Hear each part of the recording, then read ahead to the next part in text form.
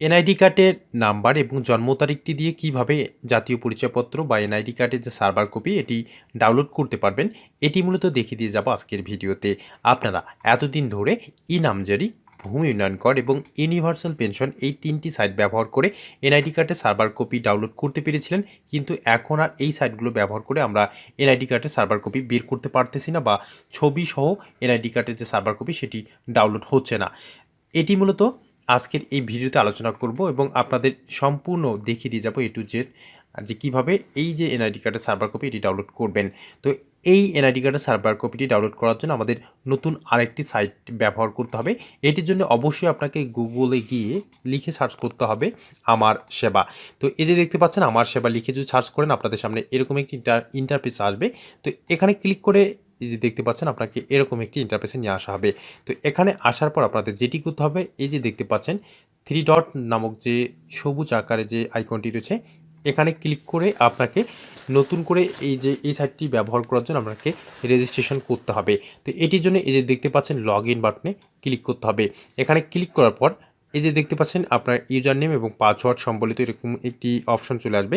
তো আমাদের এইখানে রেজিস্ট্রেশন করতে হবে। এটি করার জন্য দেখতে পাচ্ছেন রেজিস্ট্রেশন করুন নামক যে বাটনটি রয়েছে এখানে ক্লিক করতে হবে। এখানে ক্লিক করার পর আপনার নাম এবং ইউজার নেম আপনাকে এখানে দিয়ে দিতে হবে। আপনি যে ইউজার নেমটি মনে রাখতে পারবেন সেই ইউজার নামটি আপনাকে এখানে লিখে দিতে হবে। তো এই যে দেখতে পাচ্ছেন ইউজার নেম দেওয়ার পর আপনি যে ফোন নম্বর দিয়ে আবেদন করতে চাচ্ছেন বা রেজিস্ট্রেশন করতে চাচ্ছেন সেই ফোন নম্বরটি এখানে দিয়ে দিবেন এবং পাসওয়ার্ড আপনার যে পাসওয়ার্ডটি মনে থাকবে সেই পাসওয়ার্ডটি এখানে দিয়ে দিবেন এবং এইখানে যে পাসওয়ার্ডটি দিয়েছেন একই পাসওয়ার্ড নিচে আপনাকে দিয়ে দিতে হবে। মনে রাখবেন একই পাসওয়ার্ড আপনাকে এখানে দিয়ে দিতে হবে। এই যে শো বাটনে ক্লিক করে আপনি আবার পাসওয়ার্ডটি দেখে নিতে পারবেন। এখন যেটি করতে হবে আপনার যে বিভাগ সেটি সিলেক্ট করতে হবে এবং এরপরে যে জেলা সেটি সিলেক্ট করতে হবে, এরপরে উপজেলা সিলেক্ট করতে হবে এবং আপনার এলাকার নাম বা গ্রামের নাম এটি এখানে লিখে দিতে হবে। এরপর রেজিস্ট্রেশন করুন বাটনটি যে দেখতে পাচ্ছেন এখানে ক্লিক করতে হবে। এখানে ক্লিক করার সাথে সাথে আপনার যে ফোন নাম্বারটি ব্যবহার করেছেন সেই ফোন নাম্বারে একটি ওটিপি কোড চলে যাবে।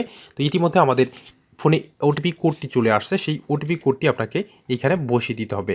তো দেখতে পাচ্ছেন যে ওটিপি কোডটি আমরা এখানে বসিয়ে দেওয়ার পর সাবমিট করুন নামক যে বাটনটি রয়েছে এখানে ক্লিক করতে হবে। তো এখানে ক্লিক করার সাথে সাথে আপনার সামনে এরকম একটি ইন্টারফেস চলে আসবে। তো এখানে এখন আপনাকে যেটি করতে হবে, এই যে দেখতে পাচ্ছেন প্রোফাইল এখানে ক্লিক করতে হবে।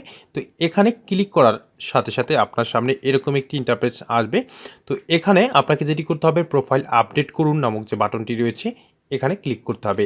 এখানে ক্লিক করার সাথে সাথে এই যে দেখতে পাচ্ছেন এনআইডি নম্বর, আপনি যে এনআইডি নম্বরের সার্ভার কপি ডাউনলোড করতে চাচ্ছেন সেই এনআইডি নম্বরটি এখানে বসিয়ে দিতে হবে যাতে ভুল না হয়। ভুল হলে কিন্তু হবে না, এটি অবশ্যই মনে রাখবেন। এরপর যেটি করতে হবে আপনাকে জন্ম তারিখ এখানে বসিয়ে দিতে হবে। তো অবশ্যই জন্ম তারিখটি সুন্দর করে বসিয়ে দিবেন যাতে ভুল না হয়।